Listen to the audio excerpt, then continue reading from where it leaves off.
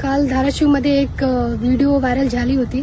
त्याच्यात ट्रकवर चढून काही मुलं चोरी करताना दिसत होते.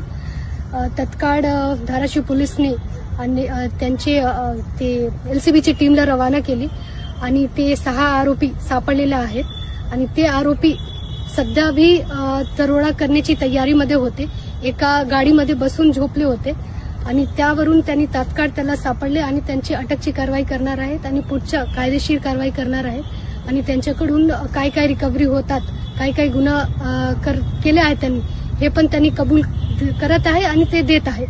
तर हे एलसीबीची पथकची आणि धाराशिव पोलीसची मोठी कारवाई होती.